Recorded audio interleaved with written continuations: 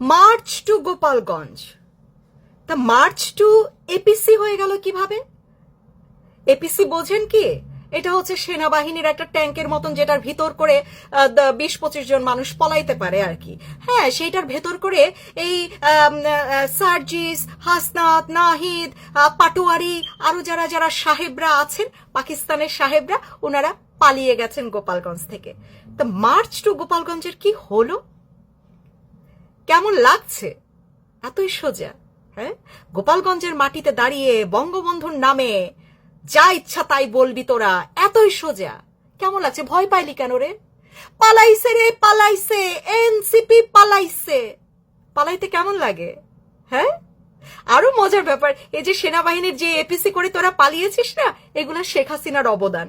হ্যাঁ, যে রাস্তা দিয়ে তোরা যাচ্ছিস দ্রুত গতিতে, শেখ হাসিনার অবদান। আসলে এসব দেখে মনে হচ্ছে শেখ হাসিনার এসব উন্নয়ন করাই উচিত হয় নাই। তোরা আসতে এখন পদ্মা নদী দিয়ে সাঁতার কাইটা বা লঞ্চে কইরা, তখন লাগতো সারাদিন লাইগা যেত তোদেরকে উদ্ধার করতে আসতে। বুঝতে পারছিস শেখ হাসিনা কি কি উন্নয়ন করে গেছে? আজকে গিয়ে শুকরিয়া আদায় করবি শেখ হাসিনার। বুঝতে পারবে না, নামাজের শুকরিয়া আদায় করলে কেউ অবশ্য শুনতে পারবে না। তোদের জান কিন্তু আবারও বাঁচিয়ে দিয়েছে শেখ হাসিনা। সেটা সেনাবাহিনীর এপিসি দিয়ে হোক, রাস্তা বানায় হোক, ব্রিজ বানায় হোক, তোদের জান শেখ হাসিনা বাঁচিয়েছে। হ্যাঁ, আরো যাবি? মার্চ টু গোপালগঞ্জ যাবি নাকি আবার? কেমন লাগছে? কারা কারা যেন বলেছেন কি লাল স্বাধীনতা কি হবে, যেন লাল হয়ে যাবে। তা কারা লাল হয়ে ফেরত আসলে একটু খবর নেবেন তো। আমরা তো ভিডিওগুলো দেখছি। আর একটা হুঁশিয়ারি, সেনাবাহিনী, 2 বেলা ভাতের বদলে যদি এত শক্তি তোদের হয়ে যায়, হ্যাঁ, এখনো সময় থাকতে ঠিক হয়েছে। কোন সাহসে তোরা 3 জন সাধারণ মানুষকে হত্যা করলি? এই হত্যার বিচার কে দিবে? তোরা আবু শহীদের গু খেয়ে বেড়াস। তোরা আবু শহীদ নাকি শহীদ হয়েছে, ফাত্রামি করার জায়গা পাস না। তা আজকে 3 জনের হত্যা করার লাইসেন্স তোদের কে দিল? তোরা না সেনাবাহিনীতে কাজ করিস? তোরা কি মানুষ হত্যা করতে পারিস? মানুষ হত্যা করতে পারিস তোরা? 3 জন নিরীহ মানুষকে কেন হত্যা করছিস? কেন হত্যা করছিস তোরা? হত্যা করেও তোরা পালাই আসতে হয়েছে। বুঝতে পারছিস তো গোপালগঞ্জ কি জিনিস? হ্যাঁ, কি যেন বলেছিলি? হ্যাঁ, এই যে নিমক হারাম যেটা সার্জিস, কি বলছিলি তুই?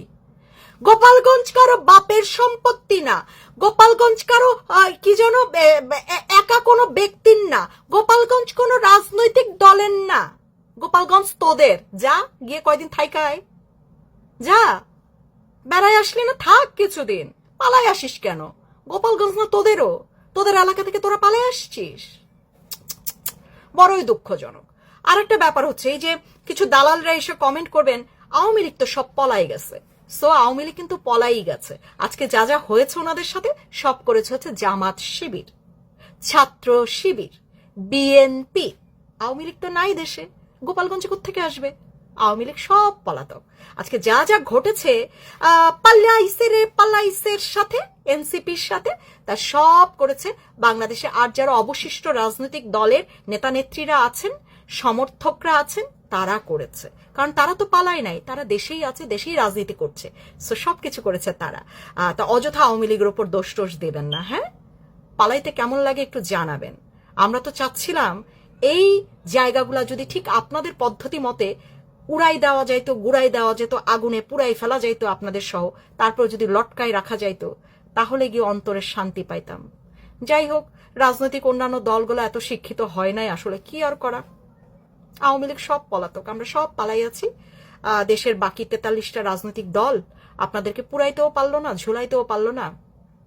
শেখ হাসিনার দেওয়া উপহারে আর শেখ হাসিনার বানানো রাস্তায়, আপনাদের বাপের টাকায় যে রাস্তাগুলো বানিয়েছে, সেগুলা দিয়ে বেঁচে ফেরত আসতে পেরেছেন। প্রথমবারের ভুল, দ্বিতীয়বার যখন ভুল করবি তখন আর জ্যান্ত ফেরত আসবি না, মনে রাখিস। ঠিক আছে?